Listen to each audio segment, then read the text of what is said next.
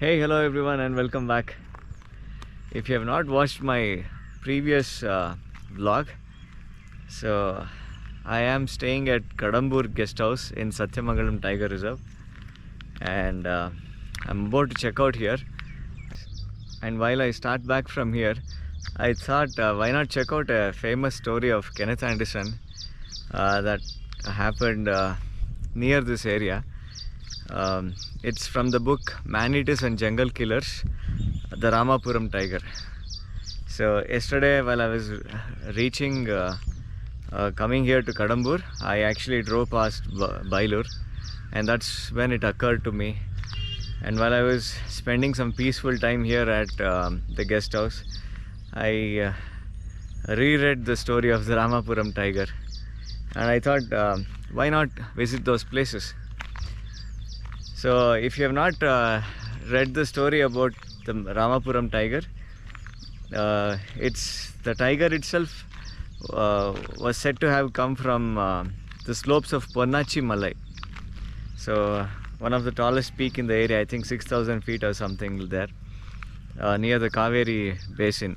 So it actually came from Ponnachi Malai, and the tiger had it had actually started its career as a cattle lifter in that area. And once that happened, people started losing cattle, and obviously some people were frustrated, and they decided, one planter eventually decided to keep a gin trap for the tiger. It's sort of a, what do you call, I think a jaw trap that they used to trap tigers. So he set up a jaw trap for the tiger, and unfortunately tiger got its head stuck in it, and part of its head was ripped apart. So the tiger was said to have been calling for in agony for a week's time. It was heard, and then they thought it stopped, the calls stopped, and they thought the tiger had died. Unfortunately it had not, and after a few days, a Soliga with his newly married wife, he was crossing a dry riverbed there, and the tiger attacked and killed his wife, and it carried him away right in front of him. So that's how the career of that Ramapuram tiger started. The man-eating career started. And after that, the tiger made another kill near the village of Ramapuram. I think a cattle herder was taken there, and immediately after that a road construction worker was killed by the tiger between Lokanhalli and Bylur route. So there, I think he mentions 21st milestone or somewhere in those days. So a lady was picked up there. So after these three kills had happened, Kenneth actually, his hunting license, which was for North Coimbatore, had actually expired, and he wanted to come over and start looking for this tiger. So yeah, then Kenneth came over, took a 10-day leave, came over to kollegal first, and that is where he had to renew his license. He got the license renewed, hunting license renewed, and then he drove over to Ramapuram first. So actually there are two roads here. One is the Ramapuram, and then that road continues to a place called as Tamarakarai or something like that. And then there is another route that comes to Lokanhalli, that's on the Bylur route and Dimbum route basically. And then after Lokanhalli there is this Bylur, and then Germalam, and then Dimbum. So that route. Well, Kenneth first went to Ramapuram, and he stayed there in the Ramapuram guest house, forest rest house. I may not be able to go there today, but yeah, maybe some other day. So he stayed there in the Ramapuram rest house, and from there he actually inquired and learnt about the man-eater's latest killing, which had happened near Bylur actually. So what he did was, he actually walked over through the forest from Ramapuram all the way. There were a few hamlets within the forest. He walked through them, and he reached Bylur the next day, so by evening. So that was a privilege at those times. So you could You had hunting license, so walking in the forest was no big deal. So anybody could go into the jungle. So unfortunately now, obviously you can't do that route from Ramapuram to Bylur. You can't walk inside the forest. Uh, Obviously you're not allowed. So yeah, so he did that and he stayed in Bylur guest house. He checked with the Bylur village first, and then he went and stayed in Bylur rest house the next day. That night. So when he stayed in Bylur rest house, he that night he actually heard a tiger roar in the middle of the night. I think around 2 a.m. or something, as he has written. So what I'm going to do now is I'm going to head to Bylur rest house, and from there I will continue the rest of the story from there. So let me first head there. Time to get going.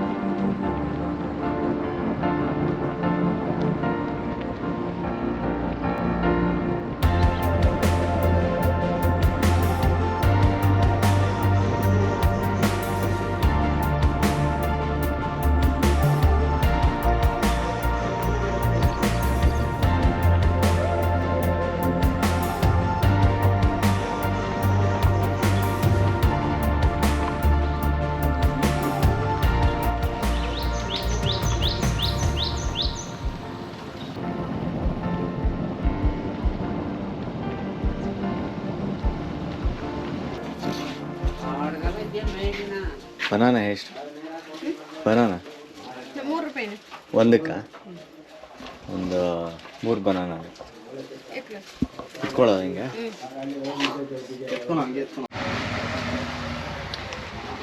So when you're traveling from Gairmalam to Kadambur, so you don't have any hotels here, so you'll have just some small petty shops like this, and that is where you'll have to do shopping for any food stuff, water and all. So but yeah, I like shopping in places like this.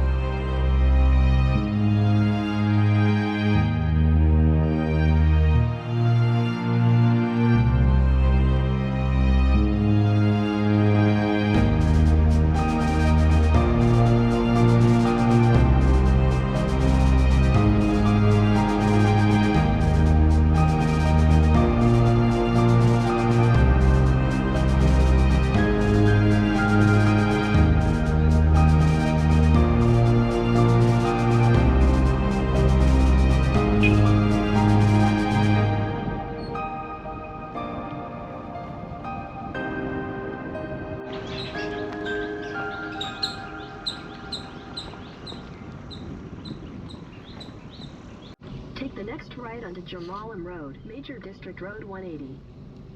So there's this eco shop at Malam where you can have lunch and proceed from here. So I'm going to have lunch here before I go to Bylure guest house now. So you get a decent lunch here like this. And for someone who I didn't have lunch yesterday, it's very welcome.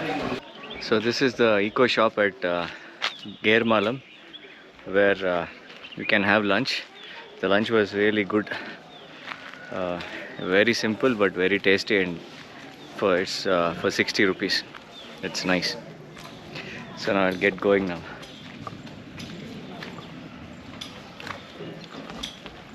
The safari is actually available, but I'll have to pay the entire cost of the jeep, so I'm not interested in that. So I'll take it some other time. The weather is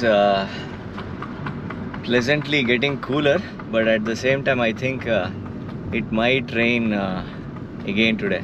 Considering how hot it is, or it was, I guess it will rain.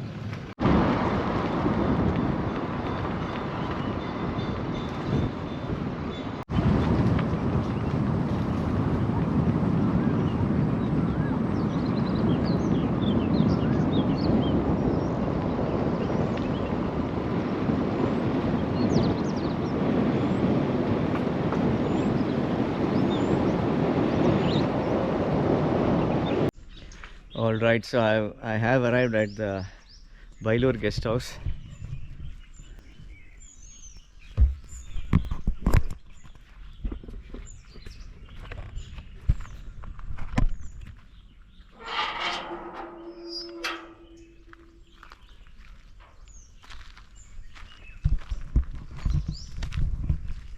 Wow, this feels like going back in time now. And this seems to be a very old guest house as well. So Kenneth came to this very guest house. I think this is modified a little bit now. Check out the guest house over here.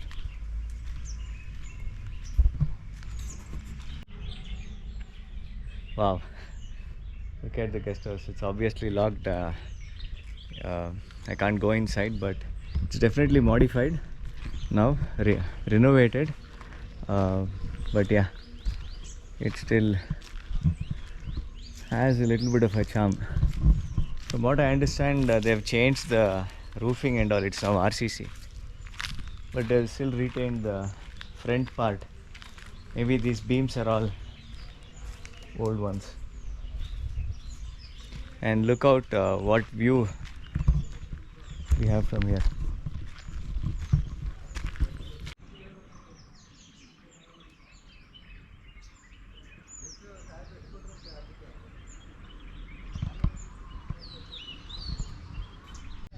So what a beautiful place this is, and with such a beautiful view that it has to offer. So Kenneth, he actually walked from Ramapuram to this guest house, and he stayed here for the night. And when he was camping here, he heard a tiger roar that night. The next day, what he did was he actually tied up 3 baits. Actually, one bait somewhere, he says, to the west of the bungalow, near a stream where a dry nala bed or somewhere where he heard a tiger roar. The next one between this guest house and Bylur village. Actually, exactly, he says almost exactly in between these 2 places, he actually tied one more bait. And another one was near a 21st or some milestone, little further up on. So he actually tied 3 baits and then retired for the day. While he was actually returning back after tying the baits, he actually came across a Sholiga. So a Sholiga, this guy's wife was taken away at the Ponachi Malai. That fellow had come in search of Kenneth, and he wanted to help Kenneth to avenge his wife's death. So he actually asked that guy and another villager to water the 3rd bait, and Kenneth himself retired to this bungalow that night. So next day they went in search of it. All 3 baits were alive, and nothing much happened. So Kenneth actually says when he went towards Biarritz, he actually went towards the ranges. He only saw one leopard pug mark or something, so nothing else. So he came back and rested that night. The third day morning, again he started his usual routine of watering the baits, because he didn't want to leave those animal, even though he had tied them to be killed by tigers. He had the policy, he had to actually water them and keep them well fed. So yeah, he actually looked after these two baits which were tied nearby. And when he went to the Bylur village, the kollegal came and informed that the third bait had been killed. So that's when he actually went there to look after the third bait. So he by a tiger. It was killed by a tiger. So the kollegal informed that the third bait had been killed by a tiger. So he went there in search of that bait. And let's go to Bylure and I'll explain what happened next. So what I've done now is I've reset my trip meter at Bylure guest house, because I want to measure the exact distance between the guest house to Bylure village. So I'm going to drive to Bylure village now.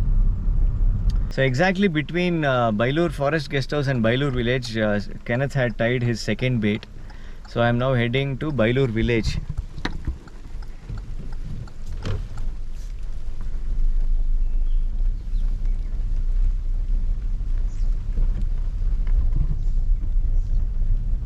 So what confuses me is Kenneth had mentioned it was about 3.5 miles from the guest house to the village, but here it seems it's not much distance at all. So what I can say is I think it's hardly a kilometer or a kilometer and a half from the guest house to the village. So maybe in this 100 years or maybe the village was totally in a different place. It was not here at all, I guess. Maybe some things have changed.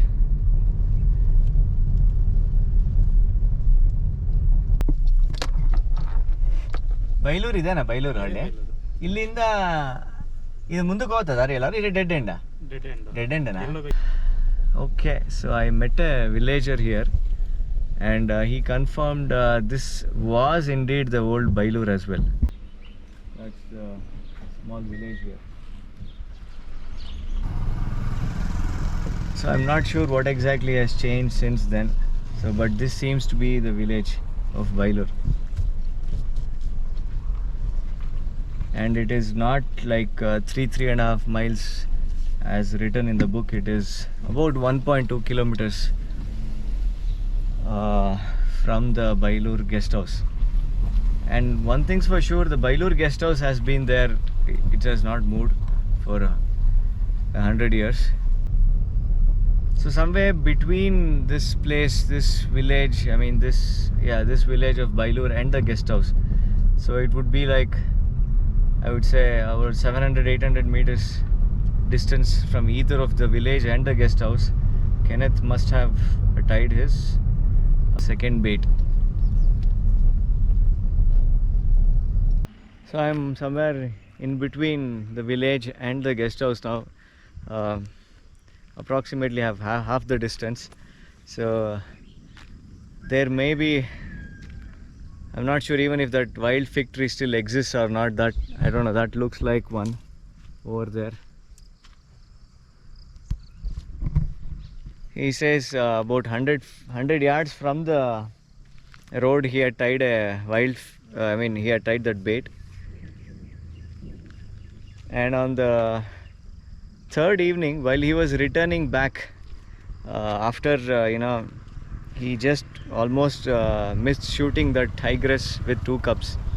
Luckily he didn't shoot that, so he came back from that, and he instructed his guides again at the Bylure village, and he started walking towards the guest house. And at that time he somehow thought that he's going to visit his second bait next to that wild fig tree, and he just went there. And when he walked over to that, it was just 100 yards from the main road, maybe around that distance. So he just took off. He went, the bait was alive, it was right there. And once he noticed that the bait was fine, he actually thought of, you know, he just wanted to check the rope of if it was tied properly and all. He was just checking the animal. And at that time, the tiger attacked. So, and from the very direction that Kenneth had left the road and walked inside towards the tree. So probably the tiger was following him from the road. So when it saw him actually, you know, took a deviation, it went, you know, right behind him. And luckily Kenneth had the time because he was on the other side of the cattle. So he, you know, tiger actually first jumped on the cattle and it gave Kenneth the time. And Kenneth was able to, you know, shoot a bullet in right, and the first bullet actually went right into the skull of the tiger. And he actually shot a second time, and that killed the cow itself. And the third bullet again went into the, you know, tiger's neck, and thereby finally killing the tiger. So pretty difficult to actually find the exact place. It's, you know, it's doubtful even if that fig tree where he actually shot the tiger even exists. But yeah, it's pretty much I'm closest to the spot is what I can say, from where actually this incident happened and where Kenneth actually shot the Ramapuram tiger. You know, we need to even feel for the tiger as well, because you know, it again became man-eater, being pushed by humans ourselves, because you know, it was caught in that jaw trap.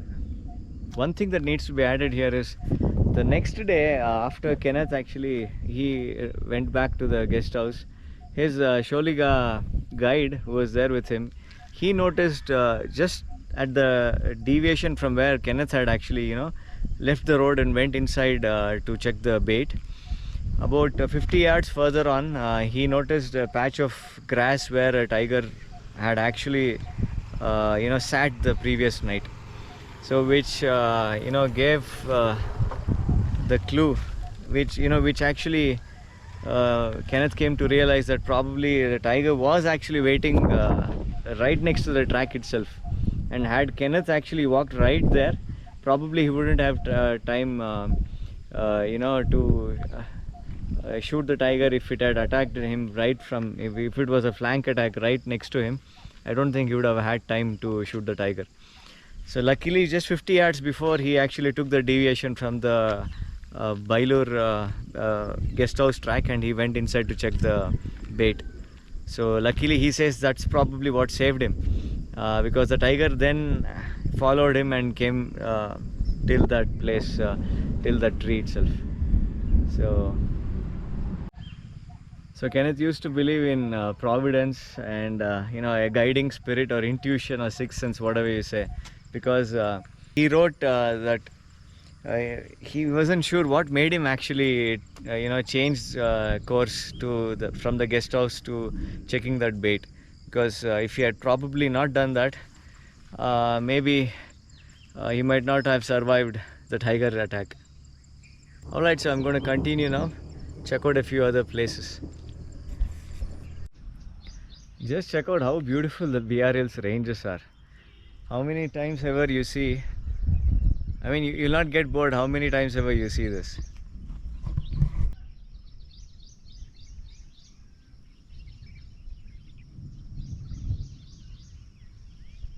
There is a guest house at a place called as Jodigere. It's an anti-poaching camp, and there is a guest house at Bedugudi.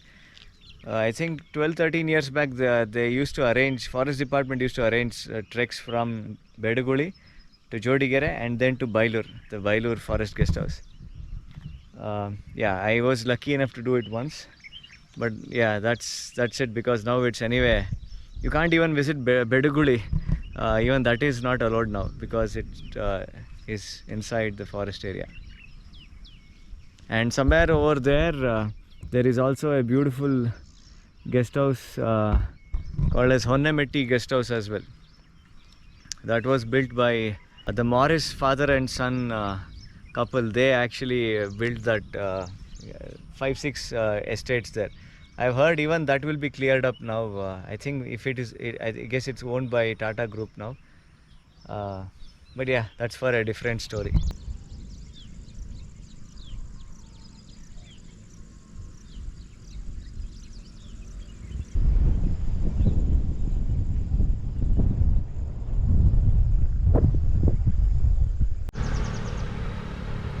Now regarding the third bait that Kenneth actually tied, so he mentions a stream called as Udambetta Halla. So he has mentioned that. I came here and inquired around. So it's about 9 kilometers from the Bylur forest rest house, and this seems to be the stream.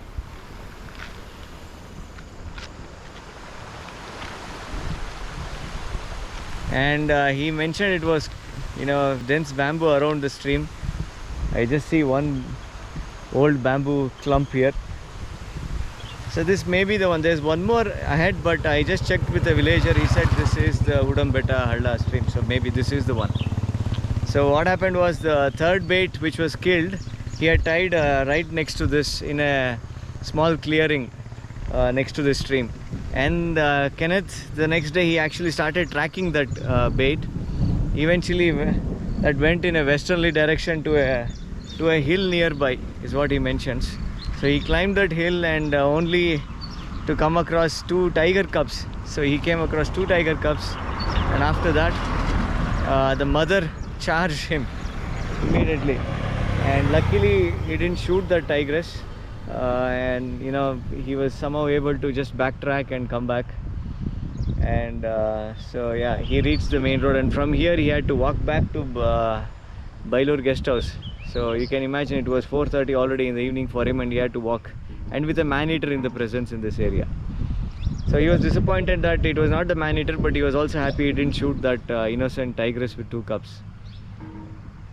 The reason he knew it was not the man-eater was the man-eater was known to have a disfigured face, because the poor unfortunate animal had its face stuck in the jaw trap, and face was ripped apart, and its left eye and ear was missing. So it was easy to identify that way. Eventually we anyway saw the place, around approximate place where Kenneth eventually shot the tiger. That was the same day evening. He went from here, he reached Bylur well past 6:30 or 7, I guess, and then he spoke to his guides there, and then from then on he again continued towards the Bylur forest rest house. And that was when he checked out on that second bait that he had tied near that wild fig tree. And the rest is history. The tiger charged, and he was able to shoot it. So that's the place we already saw that. As I'm continuing to drive in this road, I see another stream that's crossing the road. Actually, there are 2 streams that cross this road. One which I just saw there, and another one is here. And this one seems to be actually cloaked, covered with bamboo forest still. It has bamboo on that side, at least. There are more bamboo trees there. And I just checked with one passerby here, and they said this is Udambetta Halla. So yeah, we're not very sure. So it's one of these 2 streams where Kenneth actually tied the cattle. And from here there are hills in that direction. So maybe Kenneth actually followed that tigress maybe in that direction, and that was where the tigress charged him, and he had his close call with that tiger. And this is around 12 kilometers from that forest guest house, the Bylur forest guest house. And this seems to be, for me, I've started to feel that this is the most likely place where he actually tied the third bait, and that place where the tigress actually killed that cattle.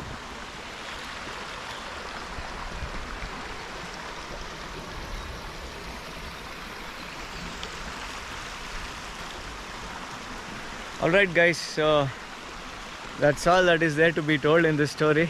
So I'll see you guys on another Kenneth Anderson adventure. I hope you guys like this, and do let me know your comments. Until next time, I'll see you then. Take care, see you, and goodbye.